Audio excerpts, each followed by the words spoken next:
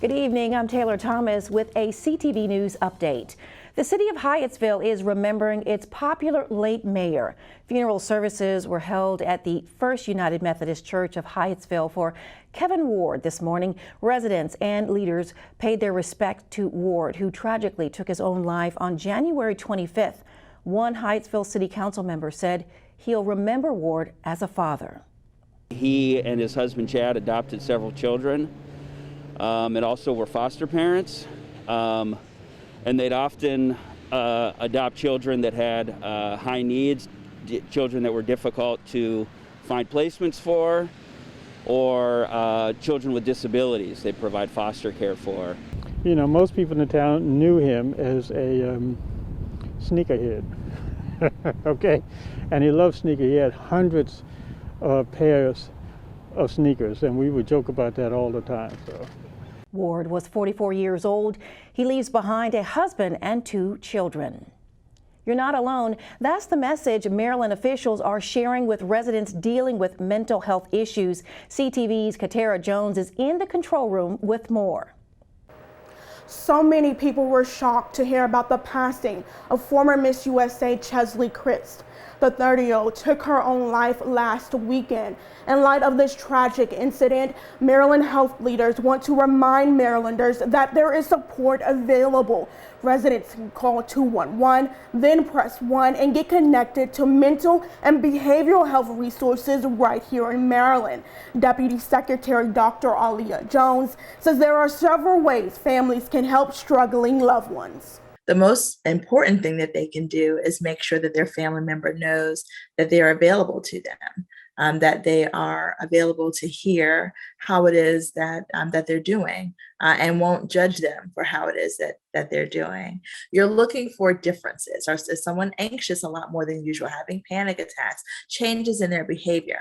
That is usually a telltale sign that there may be a mental health condition. It could just be that they're reacting to some situational, something that's going on in their environment, some situational stressor. However, if the behaviors are prolonged over a period of weeks or months, then chances are it's more than just a behavioral stressor, and or the behavioral stressor may have become internalized and is manifesting itself through the feeding or the development of a behavioral health condition.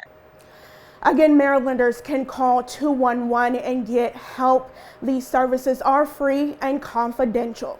Katara Jones, CTV News. Police have charged a 13 and 17-year-old in connection with a string of armed robberies in the county this week. Officials say 5 robberies were reported on Wednesday in little more than 2 hours. One of the incidents took place in the 6300 block of Central Avenue in Capitol Heights. Prince George's Police Chief Malik Aziz addressed the crimes at an Annapolis press conference yesterday. We end up arresting 3 young people under the age of 17 or younger who were committed in at least 9 robberies of young people, inflicting violence, the post-traumatic stress, the uneasiness in our communities that people are experiencing, and we have that desire and we deserve that right to live peacefully in our communities. The 2 teens are being charged as juveniles. Here are the latest COVID-19 numbers. The state health department has confirmed just over 1,600 cases since yesterday. The Prince George's positivity rate continues to move downward. It's at 5.2%. 1,378 remain hospitalized. President Biden makes a stop in Prince George's. He visited the Iron Workers Union in Upper Marlboro this afternoon. He used it as a backdrop to sign an executive order on project labor agreements. It aims to improve the timeliness and quality of federal construction projects. You're watching CTV News. I'm Taylor Thomas. Coming up, there's a new school board member for District 8. Details after the break. Bring it.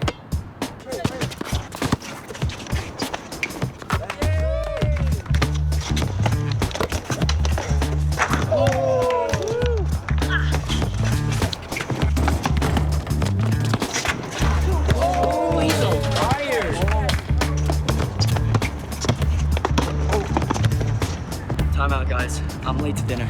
My mom's gonna kill me. Catch you guys later. Mom wants us home. Okay. Bye, guys. You guys need a ride? Sure. Yeah. All right. How about some one-on-one? I gotta go eat, man. Sorry, I'll see you later.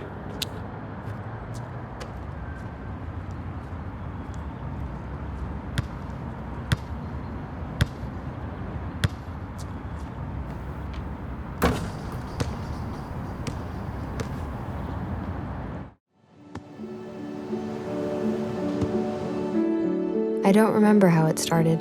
Go to that. Our back and forth. It always came back. Dad! You probably don't remember what you told me, That was perfect. but I heard every word.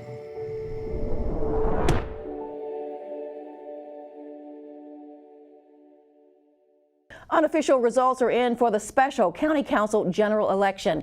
Edward Burrows has received nearly 94% of the votes for the District 8 seat.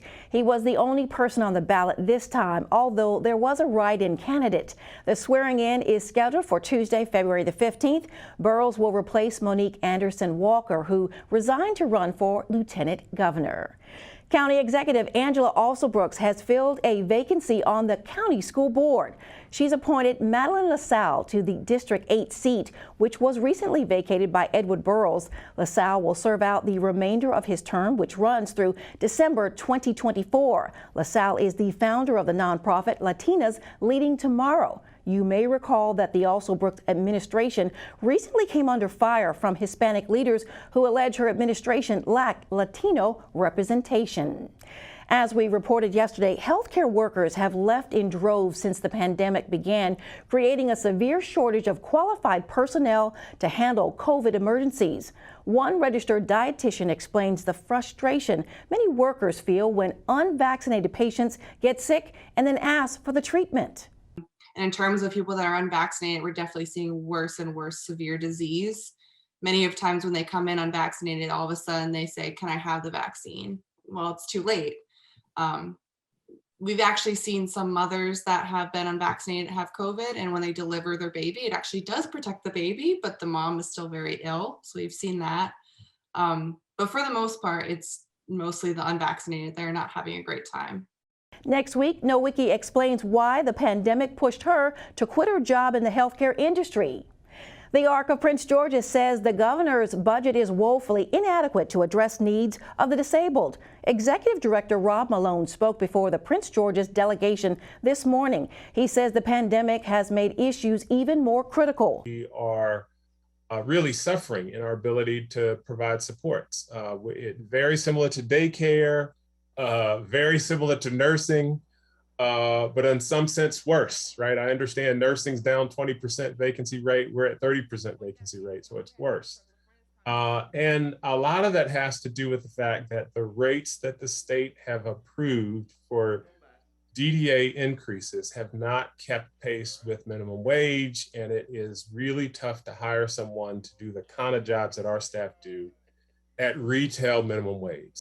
Malone says his office has more than 210 vacancies. That means his current staff is working a lot of overtime, which is costing the agency much more money than is allocated in the budget. Sean Maldon drops out of the race for Mayor's District 24 House seat after revealing that he has COVID in an email. Maldon says he has been in the hospital for the past 2 weeks with kidney failure after being diagnosed with the virus. He announced he will bow out of the race to focus on his health.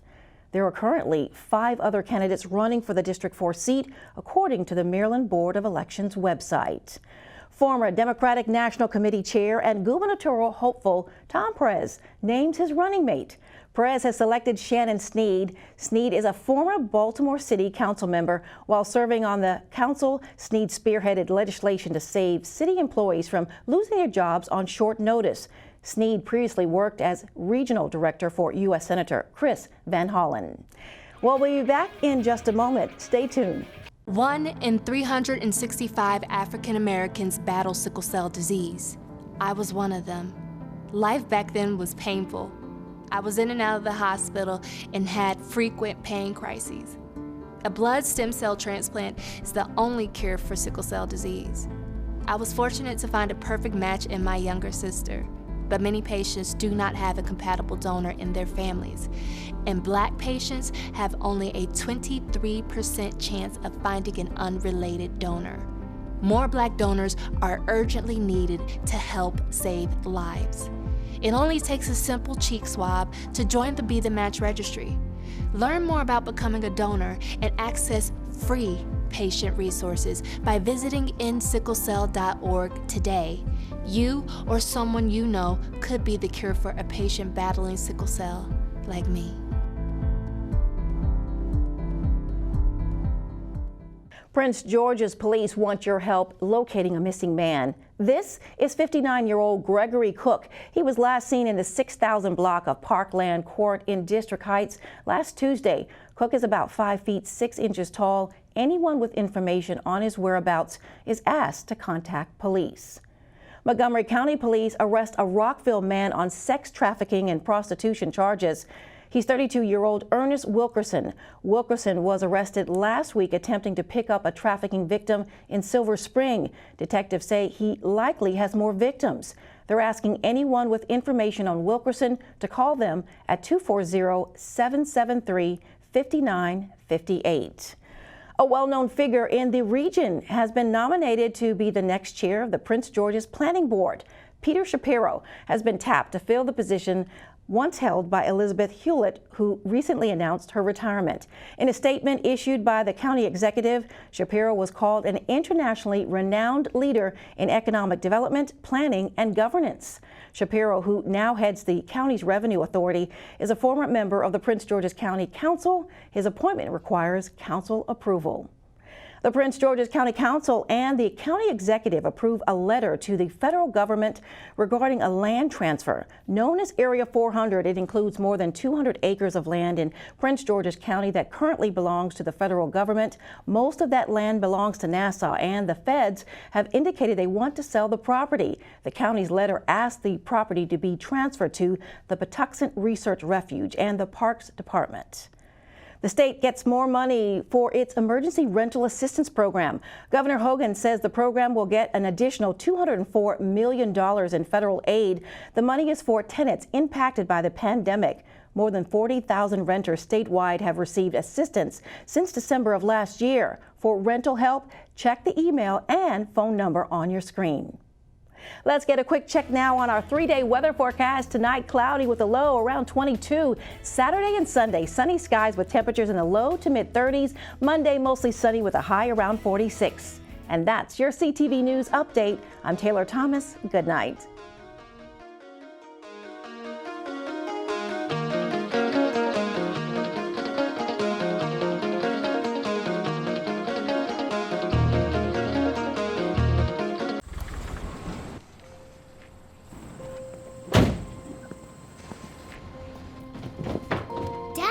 They took over my bedroom. Come on, come on.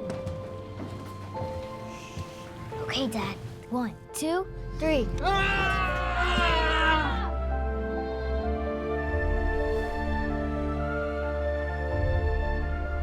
Dad!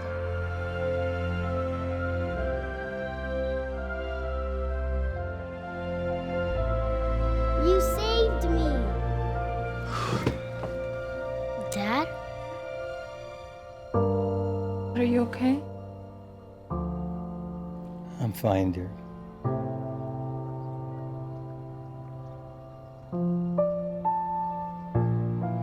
Your hero needs you now, and AARP is here to help. Find the care guides you need at aarp.org/caregiving. This is my 3rd live concert this month. The energy is insane. The crowd, pumped. Look, I haven't seen a show in a year because the more we're indoors together, the more COVID spreads. And until I'm vaccinated, masks help slow the spread, which means the sooner we can go to concerts, like real ones. Can you turn it down, babe? Of course we are. So mask up. Not for me, for the music.